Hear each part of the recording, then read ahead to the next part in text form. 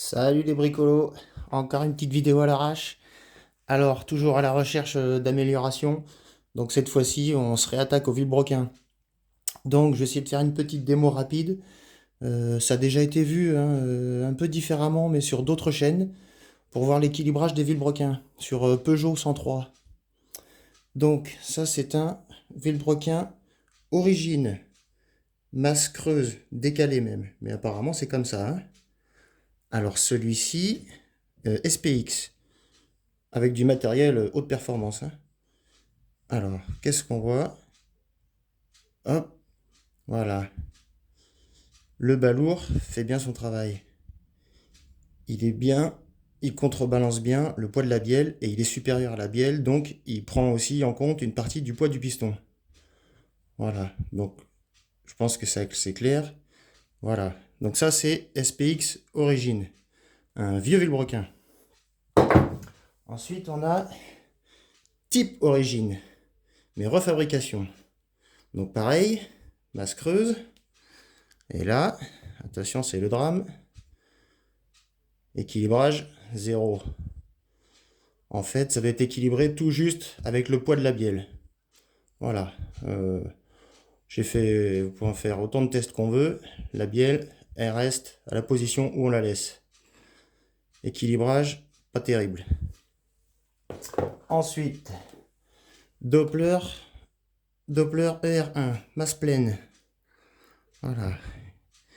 Équilibrage, encore pire. Là, alors les roulements, je ne les ai pas nettoyés, donc ça coulisse pas terrible. Et qu'est-ce qu'on voit? La bielle, elle descend quand même. Donc là, il n'y a même pas le poids de la bielle qui est pris en compte. Voilà, donc balourd, 0.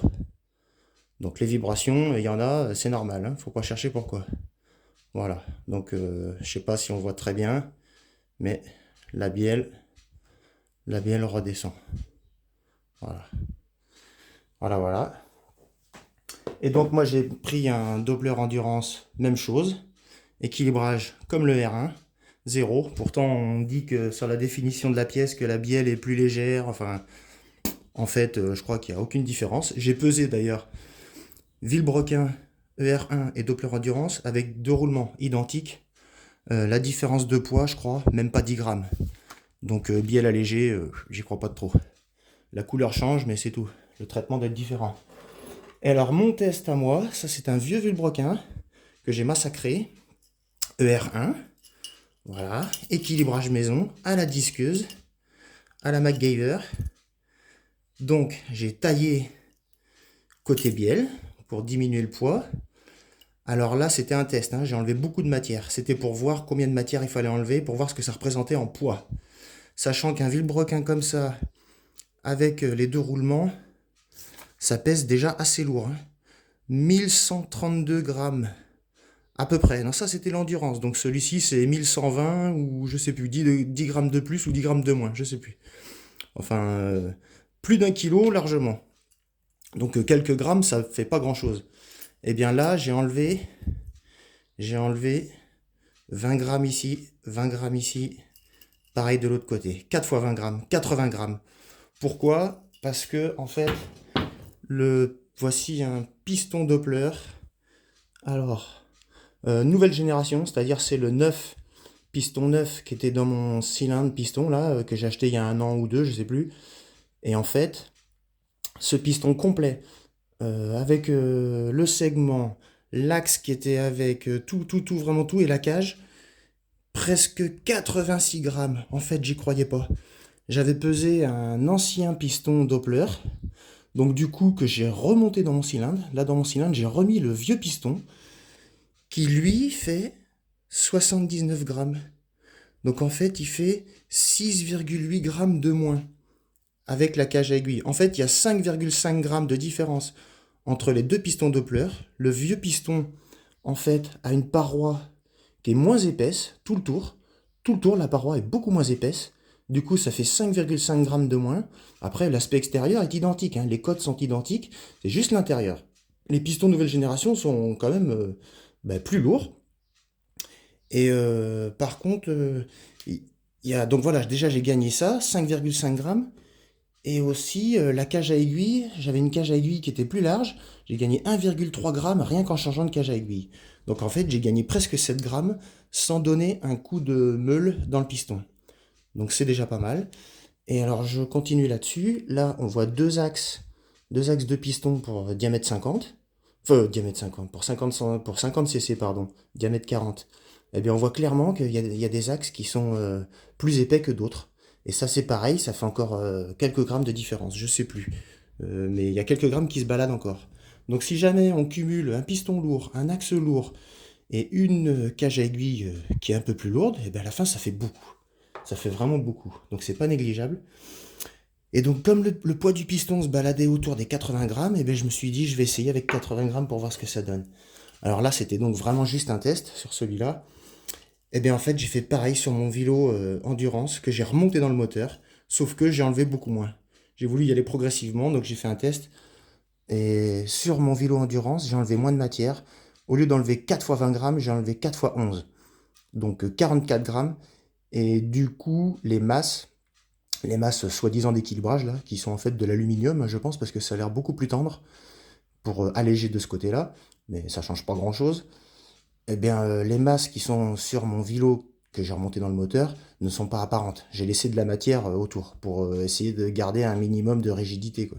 Enfin, au cas où ça exploserait dans le moteur. Parce que franchement, j'avais des doutes quand même quant à mon expérience. Mais bon, j'ai remonté le vélo donc dans le moteur. Ça fonctionne. J'expliquais, même on entend sur différentes vidéos que vers 7000, 7005, j'avais des très fortes vibrations. Et ben ça a disparu. Je l'ai remonté au diagramme. Les diagrammes que j'avais avant le démontage, c'était 180, 123. Là, je l'ai remonté à 182, 126, à peine plus haut.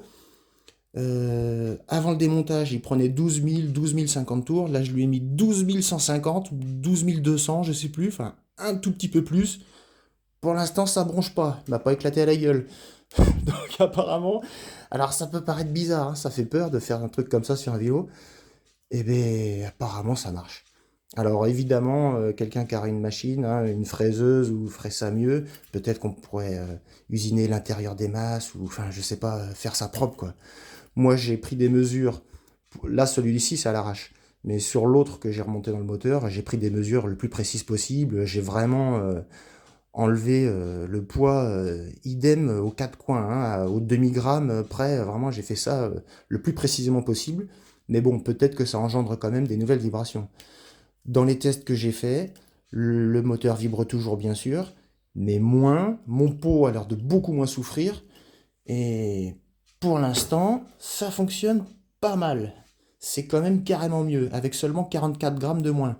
Donc ça mériterait presque de refaire un test en enlevant un peu plus.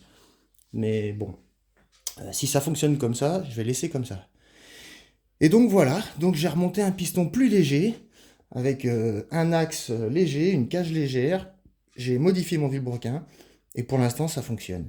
Donc à voir, demain il doit faire beau, je vais essayer de faire une vidéo pour faire voir ce que ça donne, pour essayer de comparer en vidéo ce que ça donne, le bruit des vibrations, pour qu'on essaye de se rendre compte. Mais franchement, même si ça paraît quand même hasardeux, eh bien finalement, ça a l'air de vouloir fonctionner pour l'instant. Voilà, après c'est pas une science, franchement, je fais ça à l'arrache. Voilà, c'est juste un test, mais bon, voilà. Donc voilà le petit retour d'expérience pour l'instant. Donc je sais pas si je l'ai bien fait voir celui-là, mais là clairement, hein, même on voit que y a pas photo, hein. Là, le poids de la bielle et le piston, même si j'ai pas mesuré précisément, mais ça contrebalance vraiment, quoi. Et sur le mien où j'ai enlevé la moitié du poids, c'est-à-dire 44 grammes, eh bien j'ai fait le test avant de remonter. C'est pareil, hein, la bielle remonte bien comme ça. Et bon, ça compense pas tout le poids du piston, mais 45 grammes, eh ben, c'est déjà suffisant pour que ça aille mieux. Voilà. Donc voilà, affaire à suivre. Je sais pas si j'ai oublié quelque chose. Pour l'instant, je crois que c'est tout.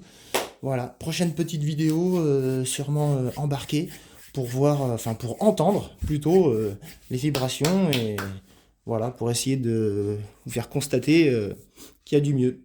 Allez, salut, tchuss les bovers, à la prochaine.